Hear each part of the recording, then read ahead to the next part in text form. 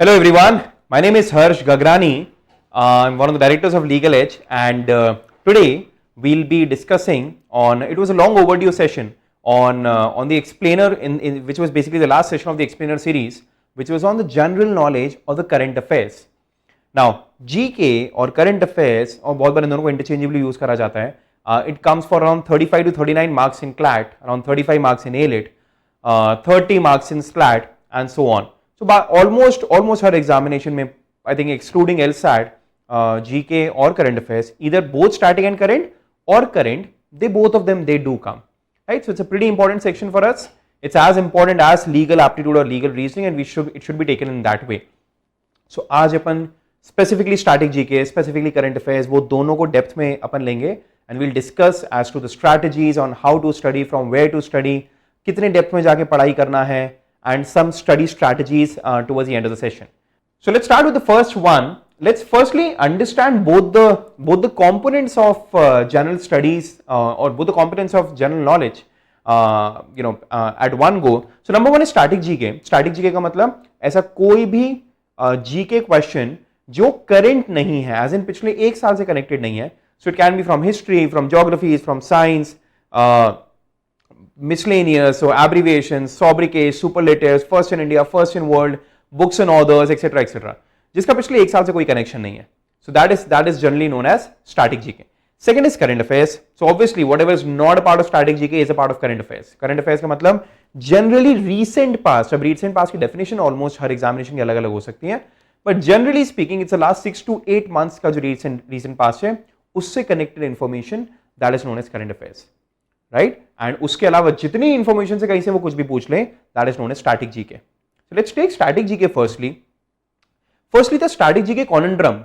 So static GK conundrum as in static GK को लेकर जो confusion अपने को हमेशा रहता है, because static GK ये सुना होगा, it's not as important as current affairs anymore. CLAT में now it is known as current affairs including general knowledge, as in they can ask a few questions from static, but those would be static portion of current affairs. मतलब पिछले एक साल में जितनी भी information जो भी न्यूज हुई है उसका कोई पुराना पोर्शन, उस पर वो क्वेश्चन पूछ सकते हैं. एलेट पहले काफी स्ट्रैटेजी के क्वेश्चन पूछा करता था, but in the last few years the trend has generally been more inclined towards current affairs. Same with SLAT, same with pretty much all the entrances. So static GK को लेके ध्यान रखना, it should not be given more than probably 20% of the importance of your completely GK prep. 80% of the importance should be directed towards current affairs.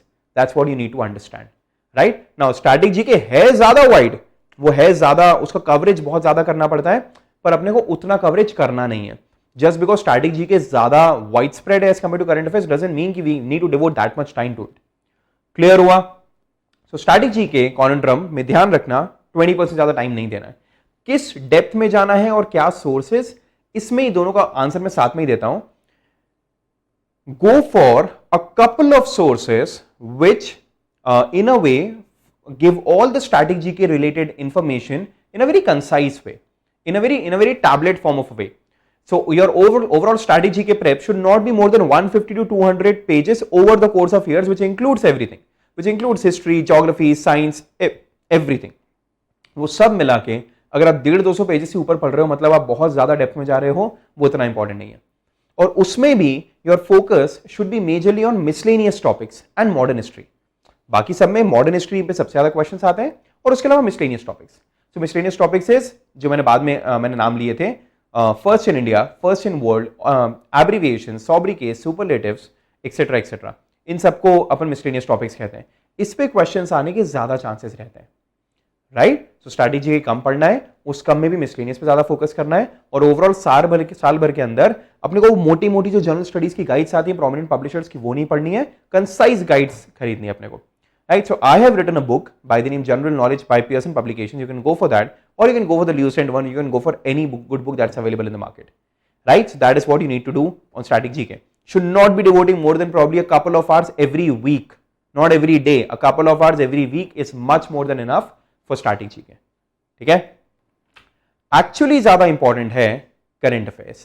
So current affairs का मतलब पिछले 8 महीने, 10 महीने, 12 महीने, 6-8 महीने, अप्रोक्सीमेटली इतने टाइम का जितनी भी न्यूज है उससे connected questions. Now even though the strategy or the broad course of current affairs for CLAT and current affairs for OLETs, which is the other law entrance test, it's the pattern is different, but believe me, the sources, there isn't really much of a difference. So let's start with the first one. Coverage area, her news की 5 चीजें अपने आप से पूछो. What, why, when, where and how. Her news को सिर्फ ये 5 angle से देखोगे, वो न्यूज का A to Z सब समझ में आ जाएगा. Right, so these 5 things that should be a coverage area. Her news में सर मैं कितना पढ़ूं, कहां तक पढ़ूं, सो उसमें ध्यान रखना the what, then why, when, where and how. ये 5 अगर कवर कर लिया, अपना बहुत मजे से काम हो जाएगा. Right, that is number 1. Depth, again जैसे कि मैंने बताया, ये 5 का अगर अपन ने पॉइंट याद रखे, इससे कनेक्टेड जितनी भी चीजें हैं, इससे कनेक्टेड जितनी भी इंफॉर्मेशन है, सिर्फ वो याद कर लो, वो रिवाइज कर लो और अपना काम हो जाएगा. इसी डेप्थ में अपने को जाना है. Sources, number 1, the Gita, Bible, Quran for you guys is gonna be the newspaper, and preferably a newspaper like Indian Express or The Hindu, which are generally considered as the best newspapers for aspirants, for examination aspirants, right? So that is number 1. अगर वो नहीं आ रहा है city में, then you can go for Times of India also, but then preference में it should be on the third preference. इन दोनों में से एक ना एक न्यूज़पेपर पढ़ना है. Number 2, go for the Clat Post, जो लीगल एज खुद निकालता है. डू एक्सेस क्लैट पोस्ट और हर महीने उसको डेप्थ में जाके प्रॉपरली करो. वो plus newspaper is a deadly combination. And for questions you can refer to either GK today और अफेयर्स क्लाउड. क्वेश्चन सॉल्विंग के लिए यहां से कर लो, to the point tidbit news करने के लिए यहां से कर लो, और क्लैट रेलेवेंट करने के लिए newspaper and CLAT post. So these are the 3 sources that you should be referring to. That is newspaper, CLAT post and either GK today और cloud affairs. Right, current affairs में सिर्फ इतना ही करना है, इसके अलावा और कुछ नहीं. Right, now before we part, this was a small session, इसमें बहुत ज्यादा नहीं था डिस्कस करने को, इतना ही था. Before we part, number 1, develop interest. जितना ज्यादा इंटरेस्ट लोगे करंट अफेयर्स में, जितना ज्यादा इंटरेस्ट लोगे इवेंट्स में, why are certain things happening in this way, और why are things the way they are. ऐसा क्यों होता है, जितने क्वेश्चंस अपने आप से पूछोगे, जितना इंटरेस्ट उस इशू पे लोगे, उतना याद करने की जरूरत नहीं पड़ेगी, उतना तुम लोगों को चीजें बाय डिफॉल्ट याद रहेगी. Once you develop interest, once you know something from inside out, you don't really need to memorize it a lot. अपना फेवरेट स्पोर्ट पता है ना, उस स्पोर्ट से कनेक्टेड कोई भी चीज, कोई भी क्वेश्चन पूछ लें, अपने को सब पता रहता है. कौन से ईयर में कौन सा कंपटीशन, कौन जीता था, कौन बेस्ट प्लेयर था, A to Z सब पता रहता है, because we have interest in that. और कोई रैंडम स्पोर्ट का पूछो या रैंडम इवेंट पूछो, अपने को नहीं पता होता, because we don't have any interest in that. So जितना इंटरेस्ट लोगे, जितने क्वेश्चंस पूछोगे अपने आप से, जितना डेप्थ में जाने की कोशिश करोगे चीजों के, उतना अपने लिए अच्छा होगा. Number 2, remember the Avengers fight. जब कैप्टन अमेरिका ने थॉर का हैमर उठाया था and everyone were very pleasantly surprised, एक को 4-5 अलग अलग डायरेक्शन से अटैक करने की कोशिश कर रहे थे. That's what you need to do with current affairs also. वो सेम इंफॉर्मेशन को, वो सेम न्यूज को, वो सेम सब्जेक्ट को, वो सेम टॉपिक को मल्टीपल सोर्सेस से पढ़ना है अपने को. एक सोर्स से प्लीज अपने आप को रिस्ट्रिक्ट मत करना, उसको मल्टीपल सोर्सेस से पढ़ना है. That is how you will develop interest, that is how you will know everything about it, north south east west everything. That is how you'll know, and that is how you'll ultimately really do well in current affairs, right? So just like what happened in Avengers fight, वो एक चीज को multiple sources से cover करना है. And right one, and the last one, revision is akin to Rahul Dravid. Revision is exactly the same as Rahul Dravid. इसका मतलब क्या? इसका मतलब ये, revision just like Rahul Dravid is something जिसकी importance तब समझ में आएगी जब वो सामने से चला जाएगा. रिवीजन की इंपॉर्टेंस तब समझ में आएगी जब बाद में क्वेश्चंस आएंगे मॉक्स में या फिर एक्चुअल एग्जामिनेशन में, एंड क्योंकि हमने रिवाइज नहीं करे होंगे तो हमसे बैठ के सोच रहे होंगे कि यार इसको कहीं ना कहीं देखा हुआ है, ये देखे देखे से लग रहा है, पर एग्जैक्टली मैंने कहाँ देखा याद नहीं आ रहा है.